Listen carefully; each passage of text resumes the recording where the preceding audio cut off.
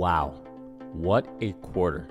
Even more impressive, what a reaction to the quarter the following day. If you're new, my name's Nicholas and this is Investing Against the Grain. In today's episode, we're not going to go over Q3 earnings and how it went for Tesla. There are plenty of YouTubers who have already done that, so you can find those all over YouTube. Instead, today, we're going to go a little bear hunting. And we're going to systematically dismantle every single argument on all these different news channels that we saw bears go on and make their argument, if you will, or what I call FUD, against Tesla and why it was actually a bad quarter. Again, did we see that reaction the day after?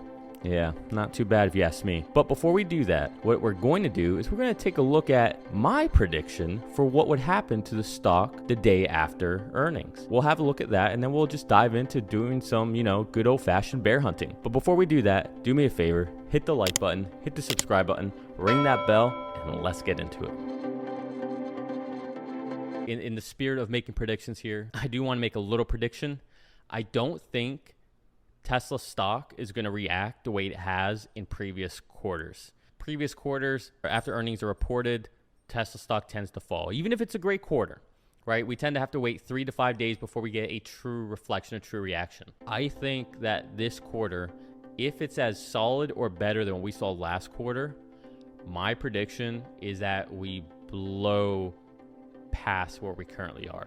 I could see us easily breaking past 900 a share. I think it's going to happen. I know everybody thinks it's going to take a dip. Everyone thinks people are going to sell the news. I don't think so. We'll see what happens, but that's my bold prediction. Not too bad for an engineer who isn't an analyst and just made a prediction out of thin air. Now, with all seriousness, that was a lot of luck, right? I mean, I had some reason behind it, but it was luck. It's not like I can predict what's going to happen in the stock market, so none of this is financial advice. At the end of the day, we look at the day-to-day, mainly for fun. With this channel, we want to think long-term. We're long-term investors.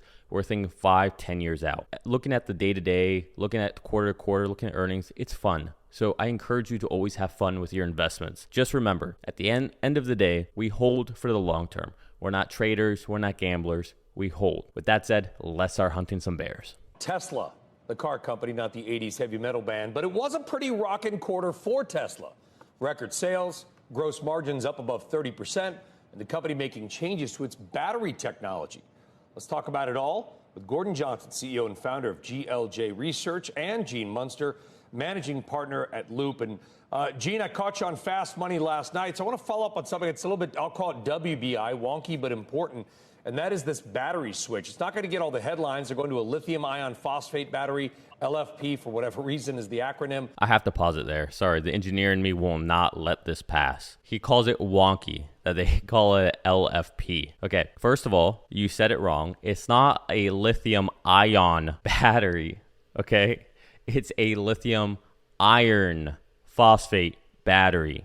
The reason they call it LFP, L is the atomic symbol, Li, for lithium. Fe is the atomic symbol for iron, hence the lithium iron. And P is the atomic symbol for phosphate, lithium iron phosphate, LFP. Make sense? Not lithium ion phosphate battery, lithium iron phosphate battery. Let's continue. Into a lithium ion phosphate battery, LFP, for whatever reason is the acronym, and that's going to be on the lower cost models. It could increase profitability but decrease battery life in the cold. We know you like the numbers for the quarter. Do you like the changes they're making on the internal side? I do. Brian, I got to say, I'm impressed with your tech savvy, your battery knowledge there. That is exactly right. I have to believe Gene Munster's clowning on him right now. There's no, either that or Gene didn't actually hear what he said, but I want to stick with my perspective. I think Gene is, cracking a joke about his understanding of batteries. Trying to ride that appropriate curve around prices that drive demand. They've seen that really nice. Delivers up 73%. The auto top 5 is down 23%. Try to ride that curve of pricing, yet profitability. And margins inched higher in the quarter. Gross margins, ex EV credits, were 28.5%. The street was looking for 25%. But how you get there, it's easy to say it. It's hard to do it. What you described with the battery piece is something that they're doing. It is small, it's unspoken, but it is important. It is a differentiator which keeps Tesla's cars priced at a competitive advantage versus this competition that we've been waiting for a long time, and it has materialized in some countries and not in others. Well, I guess, and thank you, by the way, for that. And Gordon, I guess there's two ways to look at that, right? Which is they're trying to make the battery technology cheaper, and they're trying to maybe either increase profitability or keep prices steady or maybe decrease prices in terms of competition. I would severely doubt the second part of that is going to be Tesla's strategy going forward. The numbers were good, but you say they simply still are not good enough to justify a valuation. Yeah, we don't think the numbers are good. Their revenue number missed consensus, 13.7 versus 13.9. And the whisper on the bottom line was $2. They came in below that. So I don't know what everybody's talking about. But we need to take a step back. Look. Let's take a step back here. Let me just give an example. Tesla, they're saying missed revenues, right? Barely by anything. Yet, the amount of profit they made for the quarter blew everybody out of the water, right? It blew all expectations. Everybody is focused on this revenue number. This is irrelevant. Imagine you had a salary of $1 million a year, $1 million, yet your bills were $999,000 a month. And so you only actually took home $1 million or $1,000 a year. Cool. You have this huge, gross income of $1 million, but you're really only taking home $1,000. Meanwhile, I'm over here. I make $100,000 a year, and my bills are, say, $10,000, and I walk away with $90,000, and you have $1,000. So yes, you make more than me at $1 million, and I only make $100,000, but I'm walking away with $90,000. You're walking away with $1,000. This is why revenue doesn't matter. It's about what the bottom line is, okay? What you walk away with. And Tesla had record profits. End of story. Like, this doesn't matter. You need to look at what's going on here. Tesla in the quarter and their other segments, right? The reason why Tesla's valued at $800 billion versus $80 million for GM is because they're, quote unquote, more than an auto company. And their other segments, and their energy and storage segment, their gross margin was zero. They're continuing to hemorrhage money there. They're not a utility company, and their services and other, their gross margin was negative 2%. You look at what's going on, right? You got to stop looking at percentages and look at actual unit growth. Unit growth in the quarter was 40,000 units. Tesla sold 241,000 cars. In the second quarter, Toyota sold 2.7 million. VW sold 2.4 million. GM sold 1.7 million cars. These amounts that he's talking about of how much they sold, again, are irrelevant. How much are they making per vehicle? All right, that's what matters. What are their gross margins? Tesla's margins far exceed any of the other automakers. Far exceed. So they can make more money with less. Whereas the other auto manufacturers are more of like a McDonald's. Okay, they're all about volume with very low profits. Meanwhile, we're over here having a porterhouse at a nice steak restaurant, maybe a Peter Luger's in New York City. This is low volume right now, but with high margins. And guess what? Peter Luger's is about to go nationwide, and they're still going to have those high margins and high volumes on top of that. Then what do you do? Tesla in the third quarter sold 241,000 cars. So their unit growth is not anywhere near sufficient to match their valuation. And when you look at their market share, in China, their share has went from 23% to 11%. In Europe, their share has went from 33% to 12%, where you have real competition. And even in the U.S., where you don't have competition, their market share has went from 82% to 66% first half last year to first half this year. So when you see competition come in, they're losing market share. Their unit growth is slowing significantly. We think they can get to maybe 1.5 million cars sold next year. But going significantly beyond that, we think is going to prove difficult. And you have a plethora of competition coming in 2022. Tesla has no new cars in 2022. They pushed everything out because the 4680 battery cell structure isn't available. He has the same argument every time.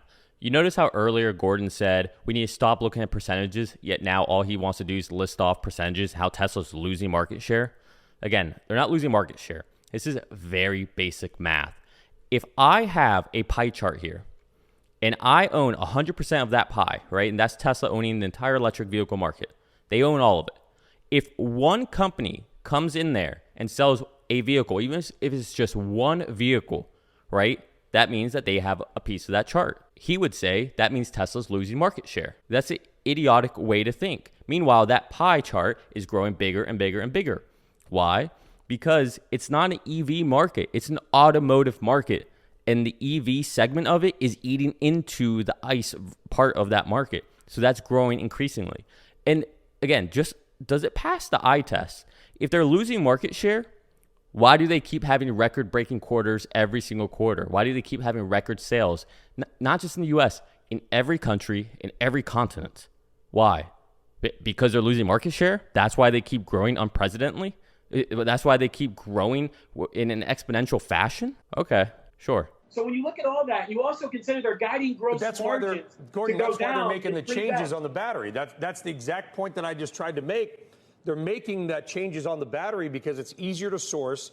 It is cheaper. One of the downsides may be that you might lose some range, particularly in the cold weather. But you know by now, Gordon, as well as anybody, people don't care about this stuff with Tesla. It is a cult in some ways. People who have them, they want another one. Nobody cares about valuations because they view this as Amazon back in 1996. This is where he's wrong.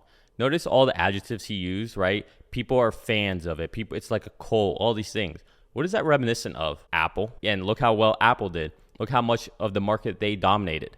Yeah, I would say Apple is a more appropriate analogy there. Although his point with Amazon is fair, right? His point is Amazon, before they blew up, right? When they just kept reinvesting, and then eventually they started seeing they reaping the benefits and the profit and the revenue from all that investment that they just kept piling in over and over. Can I jump in here, But Brian? they're guiding margins to fall. I'm sorry, was that to me? They're guiding margins. Their CFO said their margins are actually going to fall. So again, another misleading statement from Gordon.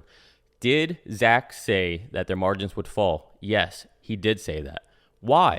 He said because the second Austin and Berlin come online, well, now they have to start appreciating the assets, which are the factories. And so until the vehicles start to ramp up, yes, it's going to have a weight effect on the margins. However, as the factories start to come alive and they start to actually produce, right, we'll see margins start to go back up again. But this is just a product of opening a new factory and having to put that onto the books, right? Because they're going to have to start depreciating it. So, like, that's just such a deceit. That is lying. That's just lying, okay? You picked out a specific statement he said, and you're going to use that to create this whole narrative that, oh, the CFO is saying that their margins are going to decline. Yeah, for a month, 2 months maybe, as they open up these new factories that each can produce about 2 million vehicles. Yeah, what do you think that's going to do to the margins? What do you think that's going to do to revenue? What do you think that's going to do to the gross profits? again, to get to their valuation, they have to scale up to millions of cars sold. To ramp those new factories, margins are going to fall. And by the way, their credit revenue in the fourth or the third quarter was the lowest since the fourth quarter of 19. So they're not going to have that buffer. So we think there's a margin problem going forward. We don't think they're Amazon. We think they're AOL. We think they're AOL. This guy, he's literally a clown. Capital expenditures, does it seem like the right number? People have talked about maybe it's not. It's like $5.8 billion over the last 4 quarters. Does that seem right? I'm just looking for places within the income statement that would either lead you to question the sustainability of the profit levels or question them. Well, one, I think, just broadly, the company is being priced like a software company. It's being priced as an AI company. Isn't that weird? The company is being priced like a software company, like an AI company. Tesla is a software company. They are an AI company, arguably the leader in real-world AI. What a silly comment. So it's wrong for investors or analysts to compare it to an automotive company. Because if you look at the valuation of Tesla, it's trading at almost 100 times earnings. This is twice the rate of NVIDIA. Okay, so that he made sense and then he didn't. So yes, it shouldn't be viewed as an automotive company. That's correct. But then he talks about NVIDIA, yet another hardware company that, yes, they do have software as well, but they are fundamentally a hardware company. And the gross margin profile, the operating margin profile, albeit it's improved, is nowhere even near a software or an AI company. They're just eking out 28% gross margin. NVIDIA has a 66% gross margin, yet it's trading at half the rate. And NVIDIA is also a fully ramped company that isn't growing at a higher than 50% clip year over year. NVIDIA is also not making the type of revenue that we see Tesla is for the long term, right? The Tesla machine is just starting. Like, this is very obvious. This is like looking at Amazon before they are profitable and saying, oh, they have negative margins. And to say just 28%, like, do you realize how quickly compared to last year, compared to the year before, how quickly their margins are growing? And this is, again, keep in mind, this is only one segment of the business. We're not even talking about the real revenue drivers. We haven't actually released the real software, the real AI yet. This is a silly comment. Half the multiple on a price to earnings basis. So, so that I think that needs to be said, and some sanity needs to be put in place in terms of the valuation. And the other thing that it's pricing in this very lofty target of 15 to 20 million vehicles over the next 10 years. No, it's not pricing that in. You are mistaken, sir. It is not pricing in the 15 to 20 million vehicles per year. It's actually 20 million, by the way. It is not pricing that in at all. In fact, if you do the math with call it a 160, I think is what it is, PE multiple right now, it is trading where it should be. If not, you could even argue that it's low. You can argue that 160 PE for a company like Tesla growing at the clip it's growing is insanely low. Okay? Like, no, you're incorrect in all aspects. The rate this company is growing is the reason why it deserves that multiple, is the reason why the valuation is where it's at, and the future, okay? They are in automotive, they're in software, they're in AI, they are the gas station, they are the electricity company, they are the fuel, they are the insurance company. Hello, wake up. And to your point about CapEx, in order to get 15 million cars, which would be about 15% of the entire auto production market, they would have to build about 24 gigafactories over 8 years. And so they would have to do that about 3 gigafactories a year. Each gigafactory can produce maybe 500,000 to 750,000, per factory. So these are extremely ambitious targets, and that means the CapEx is going to go through the roof. So both of those aspects, the stock is pricing in as if it's an AI software company. It's also pricing in a huge continuation of growth in their deliveries without any impact on the accounting of the CapEx. I think a lot of that's priced in. And we have a 10-year discounted cash flow where we project out for 10 years, and we're very aggressive in our assumptions, and we're assuming they're going to get to 360 billion of revenue. Yeah. You count that back, you get to $700. 20% below where it's now. Okay, first of all, none of that is being priced in. Is some of it, or some, robo-taxis, Berlin maybe opening up Austin, is that being accounted for? Yeah, it probably is a little bit. I would hope so, because if you knew what was about to come on, if you knew that these gigafactories were about to awaken, you would be diving into Tesla, right? Which, as we saw from the reaction on Thursday, people are diving into Tesla. But he's fundamentally wrong. A gigafactory is not limited to 500 to 750 vehicles, right? They think Fremont can get to 750 to 900,000 vehicles per annum or per year. That's Fremont, the modified factory, not the factory they built. Shanghai will easily get to 1 million. Giga Berlin, 2+ million. Austin, 2+ million. So what he's talking about here, with all these different factories they have to build over the next 8 years, he's wrong. He's just fundamentally wrong. He hasn't done the homework. He doesn't understand the rate at which the gigapresses can put out each body structure. He doesn't understand what's happening here. He's fundamentally wrong, right? Tesla will be able to essentially make 500,000 vehicles a year with one line at Giga Berlin, right? This is just math, right? It's not that hard to figure out. And that's discounted back at a 75% run rate for the factory. I'm not saying it's going to happen next year, but I'm saying this is what the volume production will be for these factories. Math, it matters. Well, I mean, I know you take umbrage with the valuation, the fact that it is priced like it's a software and AI company. It is sitting on a lot of software and AI, and this is what Elon Musk does with his companies. The combination of hardware and software, super, hyper, vertically integrated companies. Look no further than sister company SpaceX. Give her a raise. CNBC finally has someone who gets it. That being said, if you don't think this is where investors should be putting their money to work, where would you suggest they do that? Well, I think if you want to play kind of the AI auto tech play, I think NVIDIA on the semiconductor side is by far the best play. particularly on even on level 4 autonomous driving. All of the cars outside of Tesla, pretty much all of the mainstream vehicles, whether it's Toyota or Mercedes, they're all going to be running on NVIDIA's Drive platform, which is going to enable full autonomy, very similar to what Tesla has or what they're purporting to have.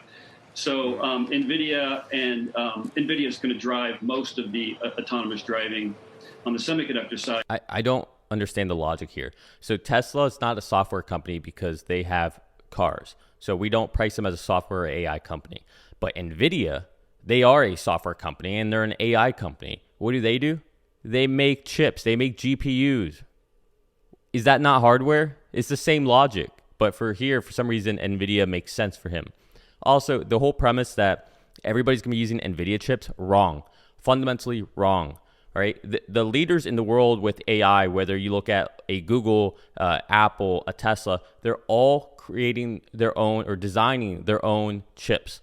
Okay, they've all ditched Intel. They're ditching NVIDIA, right? Apple just had a huge day about introducing their new M chips, right? The new version of the M1, the M1 Max, and M1 Pro, or whatever else they call them, right?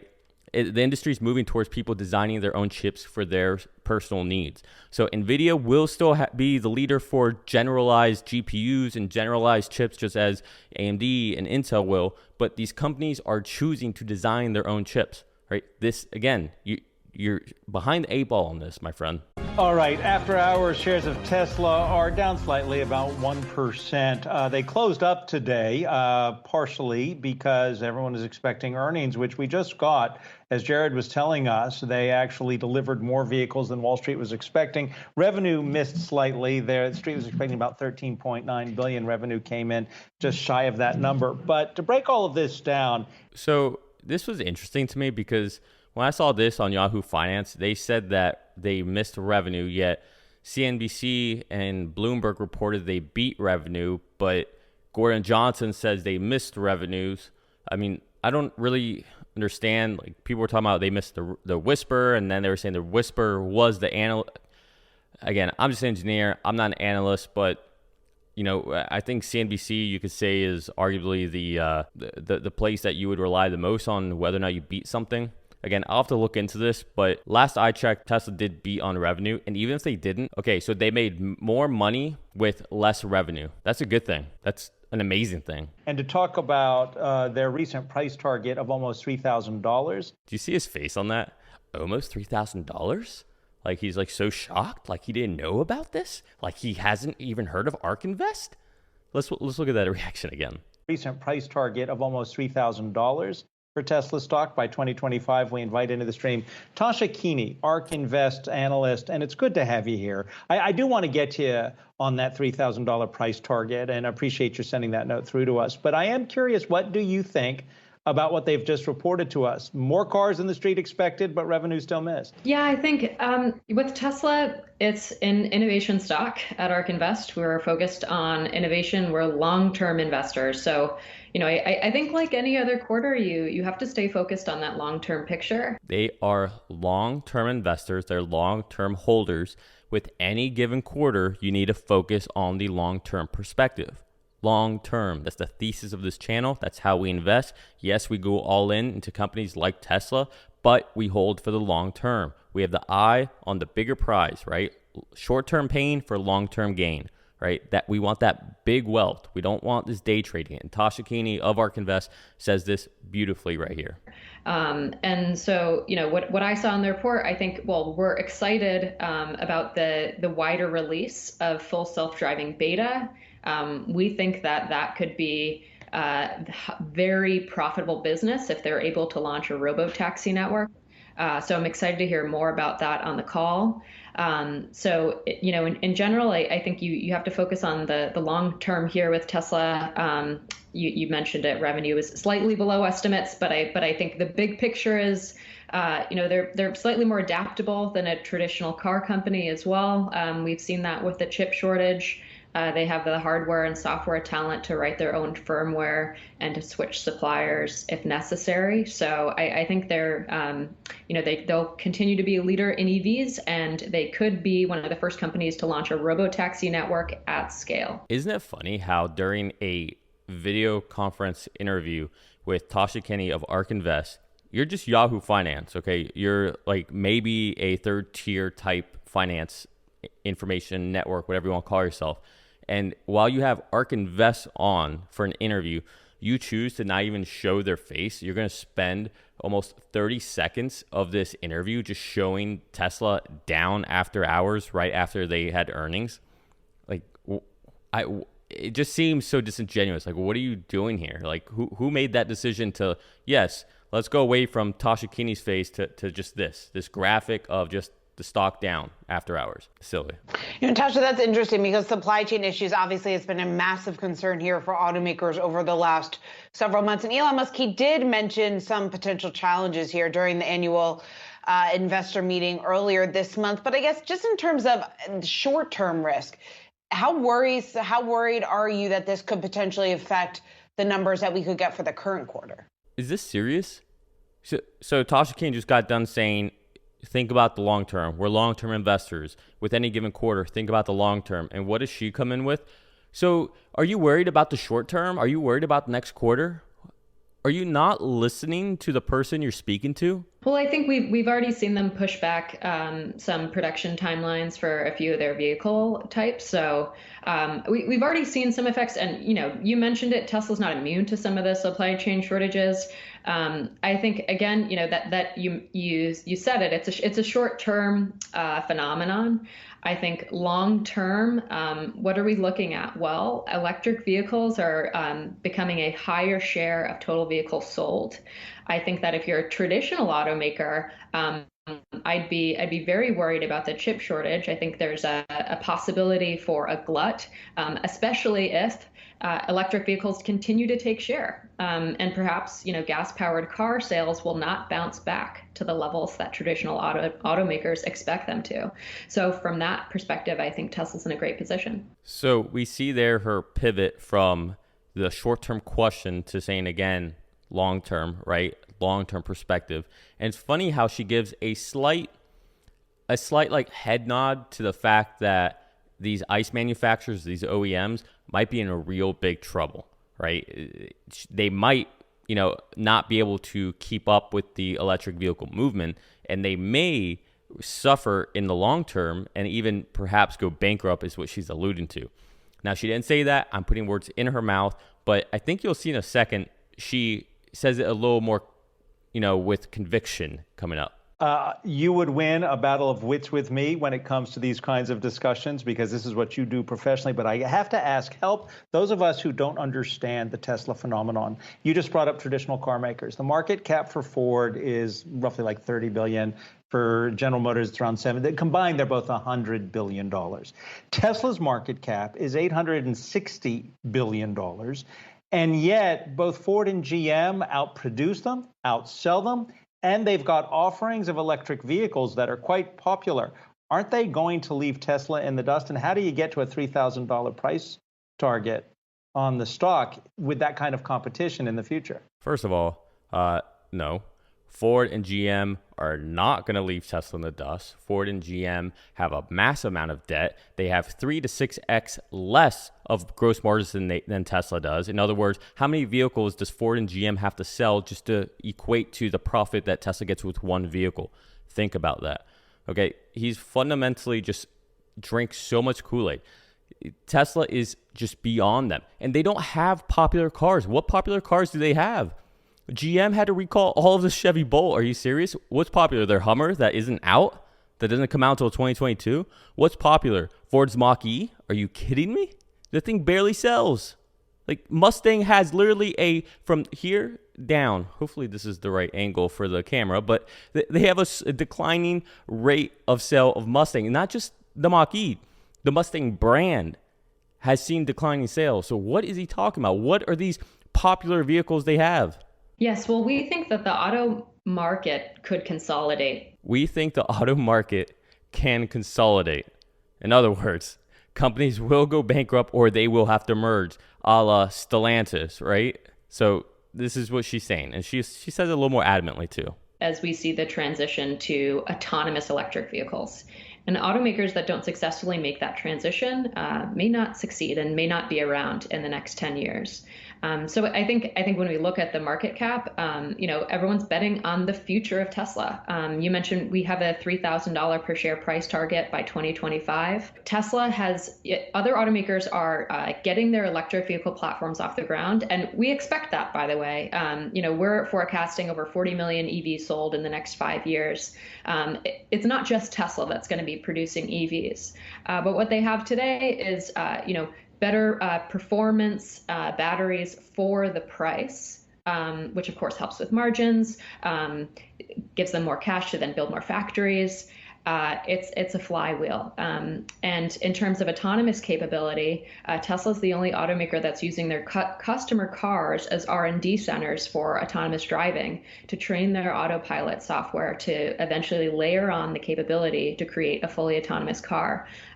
We think this could be a highly profitable business. It'll be a recurring revenue stream, unlike the mostly one-off car sales model that you see today. It could totally transform the business.